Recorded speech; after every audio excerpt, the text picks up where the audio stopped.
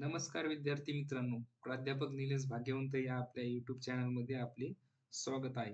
हे बघा, अगोदरच्या व्हिडिओमध्ये आपण एफ.डब्ल्यू. टेलर यांची शास्त्रीय व्यवस्थापनाची सिद्धांत काय आहे तो पाहिला होता. तर आजच्या या व्हिडिओमध्ये आपण एफ.डब्ल्यू. टेलर यांची शास्त्रीय व्यवस्थापनाची तंत्रे कोणकोणती आहेत, टेक्निक्स ऑफ सायंटिफिक मॅनेजमेंट काय आहेत, ते तंत्रे काय सांगतात, कशा प्रकारे त्या तंत्राचा वापर करून आपण व्यवस्थापन करू शकतो, ते आजच्या या व्हिडिओच्या माध्यमातून आपण शिकणार आहोत. चला तर मग सुरू करू आजच्या या आपल्या व्हिडिओ लेक्चरला. तर बघा, या व्हिडिओमध्ये आपण टेक्निक्स ऑफ सायंटिफिक मॅनेजमेंट म्हणजे काय ते शिकणार आहोत. काय काय तंत्रे आहेत ते शास्त्रीय व्यवस्थापनाची ते शिकणार आहोत. तर बघा, पहिलं तंत्र सांगितलेलं आहे एफ.डब्ल्यू. टेलर यांनी, वर्क स्टडी म्हणजेच कार्य अभ्यास. आता कार्य अभ्यास म्हणजे काय? आता कशाचा अभ्यास करायचा? तर प्रत्येक व्यवस्थापकाने त्याच्या जी काही ऑर्गनायझेशन संस्था आहे त्या संस्थेमध्ये वर्कर्सला म्हणजेच एम्प्लॉईजला कामावर लावायच्या अगोदर काय करायचं, त्या व्यवस्थापकाकडून काय झालं पाहिजे, अगोदर त्या कामाचा योग्यरीते म्हणजे प्रॉपर वर्क स्टडी झाली पाहिजे. बघा काय सांगितलंय, before assigning the work to the available work force proper work study should be done by management. म्हणजे त्या व्यवस्थापकाने काय करायचं, लोकांना कामावर लावायच्या अगोदर त्यांनी काय करायचा, चांगल्या प्रकारे त्या कामाचा अभ्यास करायचा. म्हणजेच त्या कामासाठी किती वेळ लागणार आहे, किती कामगार लागणार आहेत, कोणत्या पद्धतीने काम करायचा, ते काम करताना कोणता थकवा लोकांना जाणवणार, किती थकवा येणार, या सगळ्या गोष्टीचा काय करायचं, त्यांनी कामावर लोकांना लावायच्या अगोदरच अभ्यास करायचा. त्यालाच काय म्हणतो आपण, वर्क स्टडी म्हणजेच कार्य अभ्यास असं म्हणतो. त्यामध्ये कोणकोणते टेक्निक्स आहेत बघा, 4 त्यामध्ये तंत्र दिलेले आहेत. पहिला आहे टाइम स्टडी म्हणजे वेळेचा अभ्यास करायचा. त्यानंतर आहे मोशन स्टडी म्हणजे जी काही हालचाल आहे काम करताना त्या हालचालीचा अभ्यास करायचा. परत मेथड स्टडी म्हणजेच कोणत्या पद्धतीने काम योग्यरीत्या करता येईल त्या पद्धतीचा अभ्यास करायचा. परत फटीग स्टडी म्हणजेच जो काही थकवा जाणवणार आहे लोकांना, कामगारांना काम करते वेळेस, त्या थकवेचा पण काय करायचा, अभ्यास करायचा. अशा प्रकारे या 4 जे काही टेक्निक्स आहेत त्या कार्यांचा काय करायचा, व्यवस्थापकाने कामावर लोक लावायच्या अगोदर काय करायचा, अभ्यास करायचा. तर बघा, वन बाय वन आपण आता त्या टेक्निक्स पाहू. पहिलं दिलेले आहे वेळ अभ्यास, टाइम स्टडी. आता काय सांगते time study? It is the technique of observing and recording the time taken by an employee to complete given task. काय सांगितलं आहे की काय टाइम स्टडी, एखाद्या कर्मचाऱ्याला जे काही काम नेमून दिलेले आहे पूर्ण करण्यासाठी आणि ते काम तो किती वेळेमध्ये पूर्ण करत आहे याचं जे काही निरीक्षण केलं जातं आणि त्याची जी काही नोंद ठेवली जाते याला काय म्हणतो आपण, वेळ अभ्यास म्हणतो. म्हणजे एखादा एम्प्लॉय आहे, त्याला काय केलं, एक गाडी लोड करण्यासाठी काम दिलं, तर ती गाडी लोड करण्यासाठी तो किती वेळ लावत आहे त्याच्या वेळेचं निरीक्षण करणे, त्यालाच काय म्हणतो आपण, वेळ अभ्यास असं म्हणतो. तर काय फायदा होतो याचा, कशासाठी उपयोग पडतं? It is useful to measure the efficiency of an employee and to control the cost of work.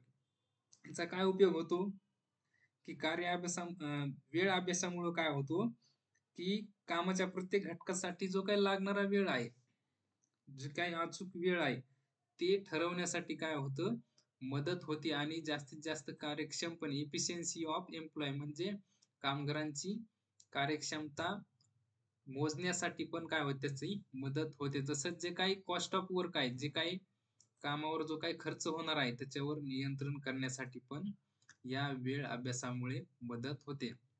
समजा एक जर व्यक्ती खूप वेळ लावत असेल एक काम पूर्ण करण्यासाठी, तर मग त्याचं निरीक्षण करायचं आणि त्याच्यावर जो काही वेळ खर्च होत आहे आणि जो काही पैसा खर्च होत आहे त्याचं मोजमाप करण्यासाठी, त्याच्यावर कंट्रोल, नियंत्रण ठेवण्यासाठी काय होते, टाइम स्टडी मदत करते. म्हणून काय करणं गरजेचं आहे की या तंत्रानुसार की जो काही कामगार काम करत आहे त्याच्या कामाचं काय करायचं, योग्य निरीक्षण करून त्याच्या नोंदी ठेवायच्या.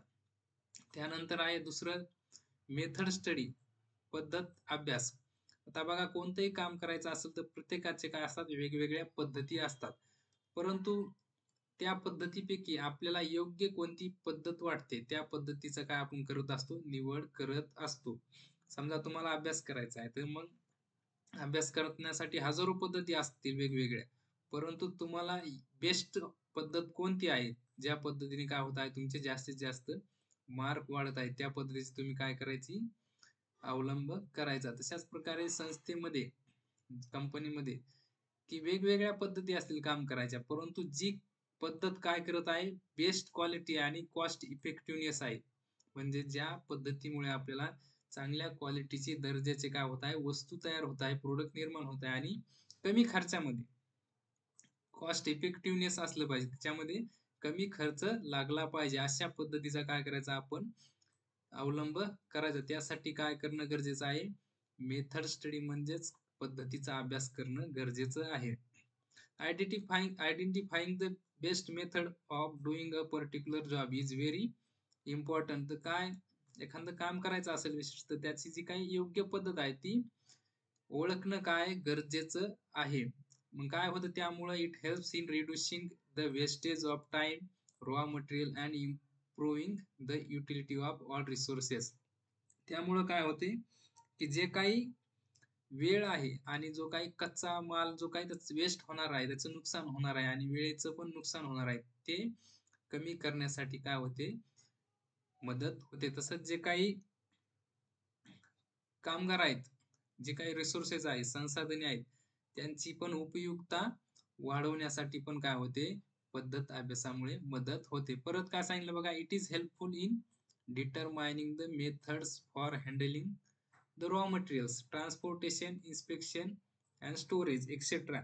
तर काय सांगितलंय, की जे काही आपण हाताळणी करणार आहेत, हँडलिंग द रॉ मटेरियल, जे काही कच्चा मालाची हाताळणी करणार आहे, जे काही आपण वाहतूक करणार आहेत, परत जे काही साठवणूक करणार आहेत आणि जे काही या संस्थेमध्ये तपासणी करणार आहेत, या सगळ्यासाठी काय होते, मदत होते. कशाची, पद्धत अभ्यास किंवा मेथड स्टडी मुळे.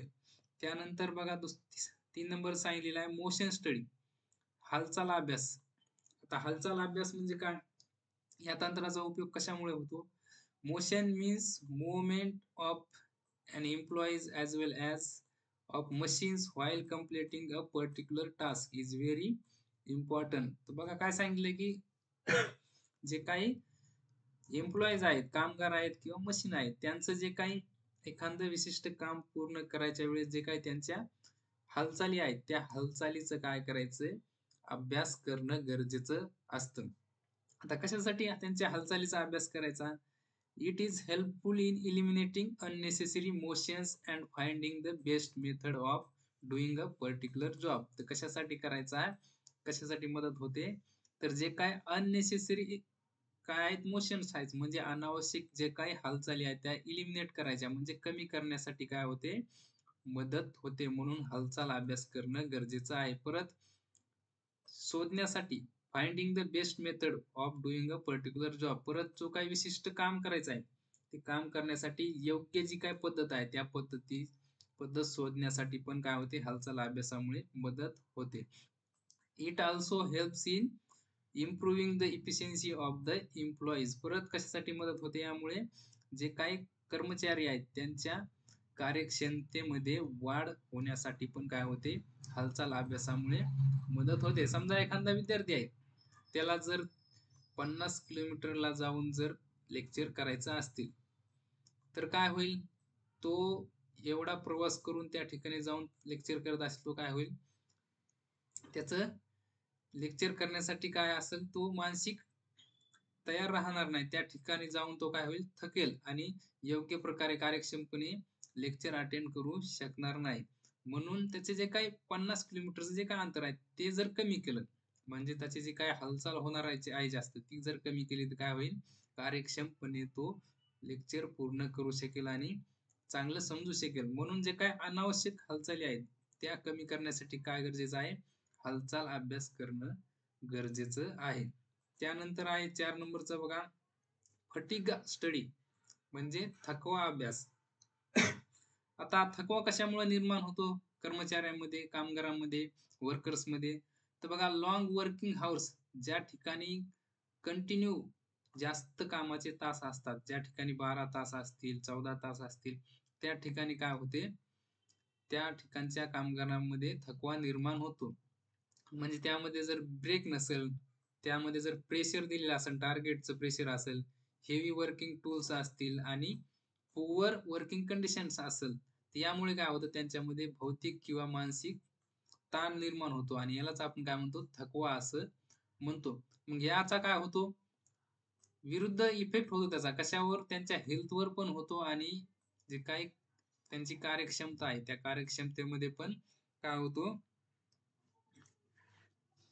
कमी होते कार्यक्षमता आणि त्यांच्यावर त्याचा काय होतो, विपरीत परिणाम होतो. म्हणून काय करायचं, की कोणतं स्पेसिफिक वर्क करताना किती कामाचे तास असले पाहिजे, किती ब्रेक असला पाहिजे, त्यांच्यासाठी फ्रेशनेस असलं पाहिजे, टी असलं पाहिजे, कॉफी असलं पाहिजे. यासाठी काय करणं गरजेचं आहे, थकवा अभ्यास करणं गरजेचं आहे. आता ह्या 4 टेक्निक्स पाहिल्या आपण, कशा अंतर्गत येत होत्या ह्या, कार्य अभ्यास म्हणजे वर्क स्टडी अंतर्गत कोणकोणत्या येत होत्या, वेळ अभ्यास, पद्धत अभ्यास, हालचाल अभ्यास आणि थकवा अभ्यास, हे आता आपण शिकलेलो आहेत. आता त्यानंतर आहे 2 नंबरचे टेक्निक्स, त्या standardization of tools and equipment, म्हणजे जे काही साधने आहेत आणि उपकरणे आहेत, त्यांना काय करायचं, स्टँडर्डाइज करायचं, त्यांचं मानकीकरण करायचं. म्हणजेच योग्य वृत्तीचं जे काही टूल्स अँड इक्विपमेंट आहे ते संस्थेमध्ये वापरण्याचा प्रयत्न करायचा. Taylor advocated standardization of tools and equipments. Standardized working environment and methods of production helps to reduce spoilage and wastage of materials, cost of production, fatigue among the workers, and it improves quality of works. काय सांगितलेलं आहे टेलरनं, की जे काही कामाच्या ठिकाणी आपण वेगवेगळ्या आधारे जे काही काय करत आहेत, उपकरणांचं मानकीकरण करत आहेत, त्याला काय केलेलं आहे, टेलरनं समर्थन दिलेलं आहे. तर काय असलं पाहिजे, कामाच्या ठिकाणचं वर्क इन्व्हायरमेंट कसं असलं पाहिजे, योग्य असलं पाहिजे. त्या ठिकाणचं जे काही उत्पादनाची पद्धत आहे ती पण कशी असली पाहिजे, प्रमाणित असली पाहिजे, त्याच्यामध्ये स्टँडर्डनेस असलं पाहिजे. त्यामुळे काय होईल, जे काही अपव्यय आहे, स्पॉइलेज आहे, ते कमी करण्यामध्ये, वेस्टेज कमी करण्यामध्ये मटेरियलचं, परत जे काही प्रोडक्शन वरचा खर्च आहे तो कमी करण्यामध्ये मदत होईल. तसेच जो काही वर्कर्सचा थकवा आहे तो कमी करण्यामध्ये पण मदत होईल आणि जास्तीत जास्त कामाची क्वालिटी वाढवण्यामध्ये मदत होईल. म्हणून काय करायचं, जे काही मशीन्स आहेत, जे काही टूल्स अँड इक्विपमेंट्स आहेत, ते सगळे कसे असले पाहिजे, स्टँडर्ड असले पाहिजे. एखादी जुनी मशीन असेल ओल्ड आणि त्यासमोर नवीन असेल तर साहजिकच आहे की जुन्या मशीनवरचं काम कसं असणार, स्टँडर्ड क्वालिटीचं असणार. म्हणून जे काही इक्विपमेंट्स वापरले जातील कामाच्या ठिकाणी ती कशी असली पाहिजे, स्टँडर्डाइज असली पाहिजे, योग्य क्वालिटीची असली पाहिजे. त्यानंतर बघा 3 नंबरची टेक्निक आहे सायंटिफिक टास्क सेटिंग.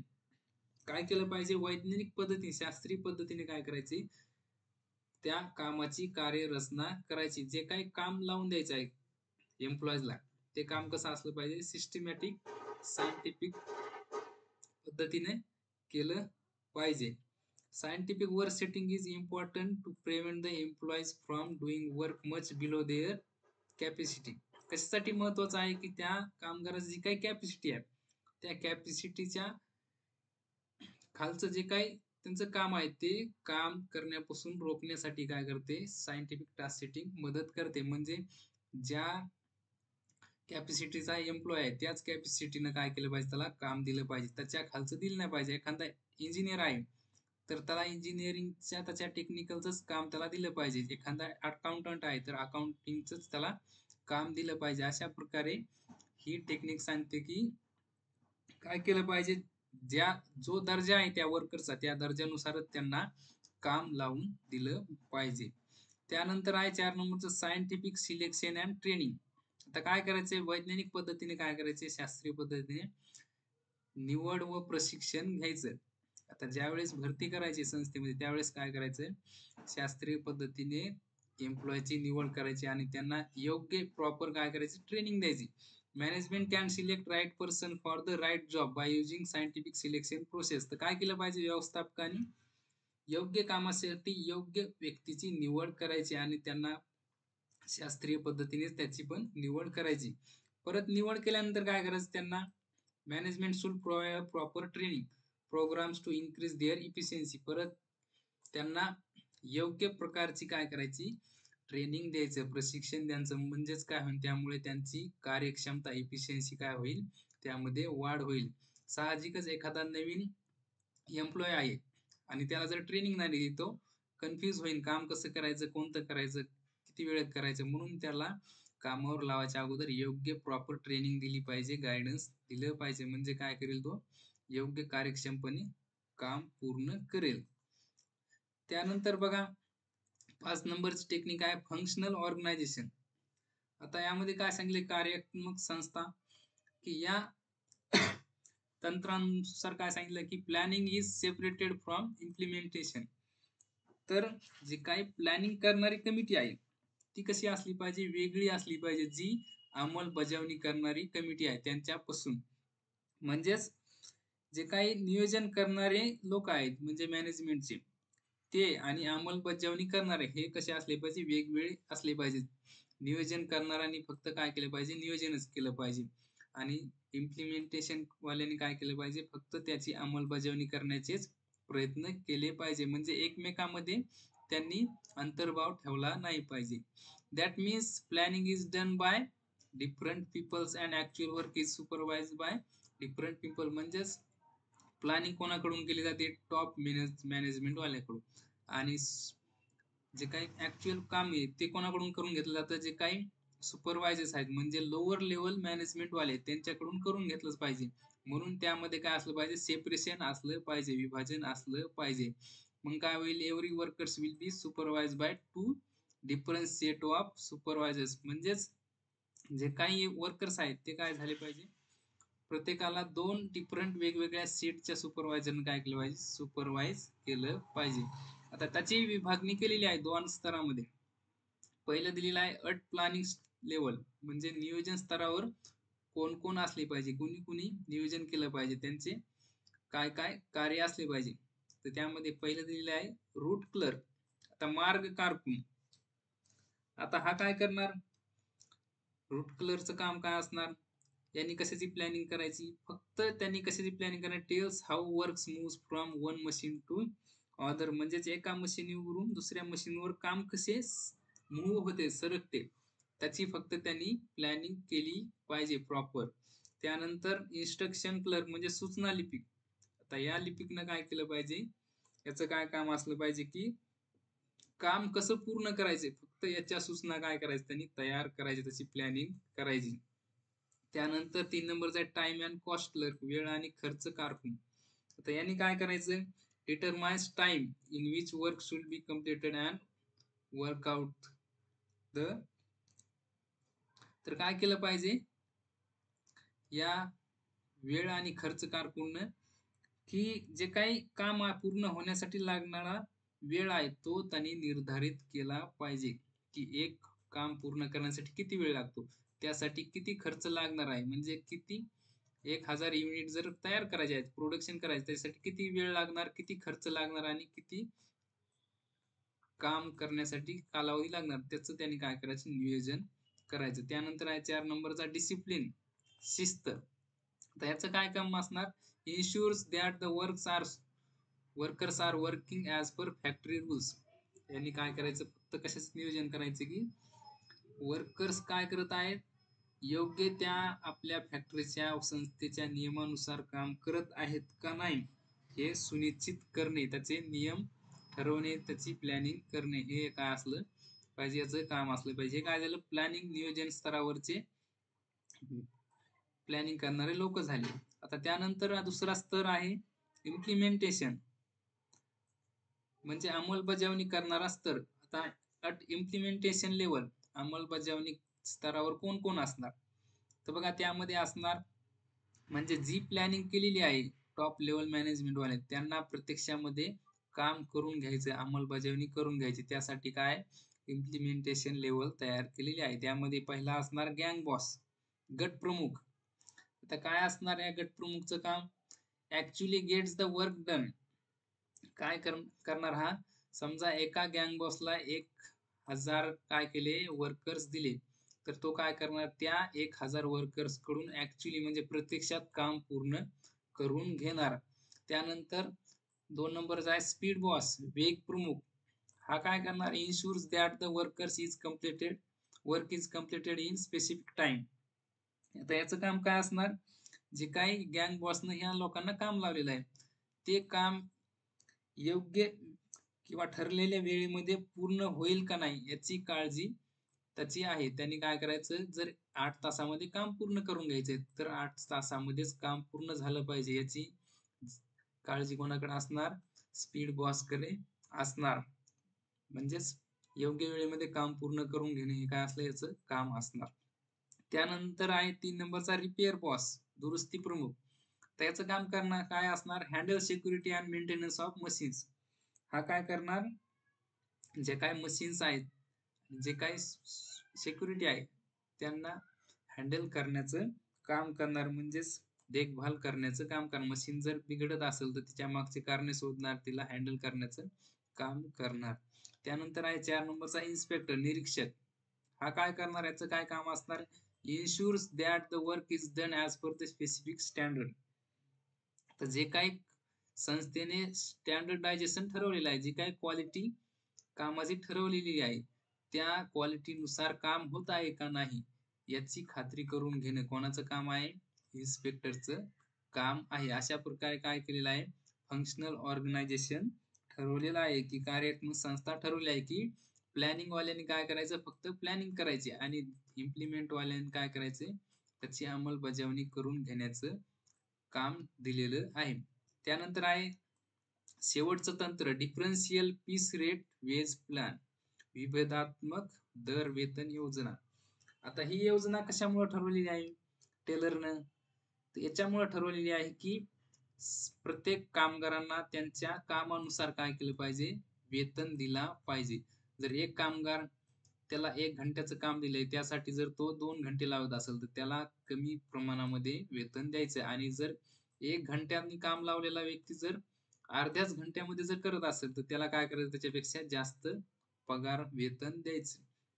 म्हणजेच हा काय सांगतोय तंत्र की higher rates of remuneration are offered to employees who complete the works more than the standards quantity under this system. म्हणजेच जी काही क्वांटिटी सांगितली होती वेळेमध्ये पूर्ण करायची त्याच्यापेक्षा जास्त जर क्वांटिटी एखाद्या एम्प्लॉईने जर पूर्ण केली तर त्याला काय करायचं, जास्त रेट्स मध्ये पगार देण्याचं काम करायचं. आणि जर एखाद्याने काय केलं, and other hand if an employee is performing below the standards he shall be given lower rate of wages. आणि एखाद्याने जर सांगितलं, एखाद्याला कामगाराला सांगितलं आहे काम जास्त करायचं आणि त्यांनी जर कमी केलं, जे क्वांटिटी सांगली होती त्याच्यापेक्षा जर कमी केलं तर त्याला काय करायचं, कमी प्रमाणामध्ये वेजेस म्हणजेच पगार सॅलरी देण्याचं काम करायचं. मग काय होईल या टेक्निक मुळे, आता सगळ्याला सारखा पगार दिला, एक कमी काम करत आहे आणि दुसरा जास्त करत आहे, याला जर पगार सारखा दिला दोघांना तर काय करेल, जास्त काम करणाऱ्याला पण कमी करील काम,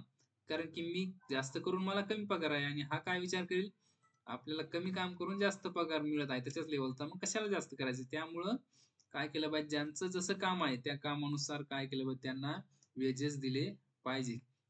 मग काय होईल, ते मोटिवेट होतील. This technique motivate the employees to attain higher standard performance and earn wages, that is remuneration at higher rate. काय होतील, ज्याला जास्त पगार दिली त्याच्या कामानुसार तो काय करेल, अजून कार्यक्षमपणे जास्त काम करेल. आणि ज्यांना कमी मिळालं तो काय करेल, मला कशामुळे कमी मिळालं, मी कमी काम केलं म्हणून तो काय करेल, जास्त काम करण्याचा प्रयत्न करेल. यासाठी काय होतील, ते मोटिवेट होतील. म्हणून हे तंत्र अवलंबणं गरजेचं आहे.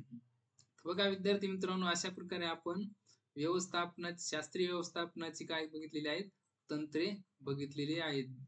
ज्यामध्ये काय काय पाहिलं आपण, पहिलं वर्क स्टडी, कार्य अभ्यास, त्या अंतर्गत काय काय होतं, time study, motion study, method study and fatigue study. त्यानंतर दुसरं काय पाहिलं आपण, standardization of tools and equipment, साधने व उपकरणांचे काय केलं पाहिजे, मानकीकरण केलं पाहिजे, म्हणजे योग्य क्वालिटीचे टूल्स अँड इक्विपमेंट वापरले पाहिजेत. त्यानंतर सायंटिफिक टास्क सेटिंग, वैज्ञानिक कार्यरचना असली पाहिजे कामामध्ये, म्हणजे जे काही काम लावून द्यायचं आहे ते कसं असलं पाहिजे, त्यांच्या कॅपॅसिटीनुसार काम लावून दिलं पाहिजे. त्यानंतर 4 नंबरचं scientific selection process and training. शास्त्रीय पद्धतीने, वैज्ञानिक पद्धतीनेच काय करायची, कामगारांची निवड करायची आणि त्यांना चांगल्या प्रकारची ट्रेनिंग प्रोव्हाइड करायची. म्हणजे काय होईल, इन्क्रीज देअर इफिशियन्सी, म्हणजे त्यांची कार्यक्षमता वाढेल आणि संस्थेला जास्तीत जास्त नफा होईल. त्यानंतर फंक्शनल ऑर्गनायझेशन, कार्यात्मक कार्यात्मक संस्था. हे काय सांगते की प्लॅनिंग ही वेगळी असली पाहिजे. कशापासून? इम्प्लिमेंटेशन पासून. म्हणजे नियोजन आणि अंमलबजावणी हे कसे असले पाहिजे, वेगवेगळे पाहिजे. नियोजनवाल्याने फक्त नियोजन केलं पाहिजे आणि अंमलबजावणीवाल्याने फक्त अंमलबजावणी केली पाहिजे. यामध्ये काय काय पाहिलं आपण? ॲट प्लॅनिंग लेवल, नियोजन स्तरावर कोण कोण असलं पाहिजे? रूट क्लर्क, परत instruction clerk, time and cost clerk आणि डिसिप्लिन. हे काय करणार? फक्त त्यांच्या दिलेल्या कामाचं फक्त नियोजन करणार. आणि त्यानंतर दुसरं इम्प्लिमेंटेशन लेवलला काय आहे? गँग boss, speed boss, repair boss आणि इन्स्पेक्टर. हे काय करणार? त्याच्यात काम, प्लॅनिंग नुसार दिलेलं काम प्रत्यक्षात करून घेण्याचं काम ते करणार, त्याची अंमलबजावणी करणार. आणि शेवटचं तंत्र पाहिलं आपण, differential piece rate wage plan, विभेदात्मक दर वेतन योजना. म्हणजे जो जास्त काम करेल त्याला जास्त पगार, जो कमी काम करेल त्याला कमी पगार, असं हे तंत्र सांगतं. तर विद्यार्थी मित्रांनो, अशा प्रकारे आपण फ्रेडरिक विन्स्लो टेलर यांची शास्त्रीय व्यवस्थापनाची तंत्रे शिकलेलो आहोत. जर विद्यार्थी मित्रांनो तुम्हाला हा जर व्हिडिओ आवडला असेल तर लाईक करा, तुमच्या विद्यार्थी मित्रांना शेअर करा आणि अशाच माझ्यासोबत कॉमर्स शिकण्यासाठी आपल्या प्राध्यापक निलेश भाग्यवंत या युट्यूब चॅनलला सबस्क्राईब करा. आणि जे काही आपले लेक्चर्स आहेत, व्हिडिओ लेक्चर, या सगळ्या व्हिडिओ लेक्चरचे जे काही PDF नोट्स आहेत त्या मिळवण्यासाठी आपल्या निलेश भाग्यवंत या टेलिग्राम चॅनलला जॉईन व्हा. म्हणजे तुम्हाला सगळे PDF नोट्स त्यावर मिळून जातील. धन्यवाद.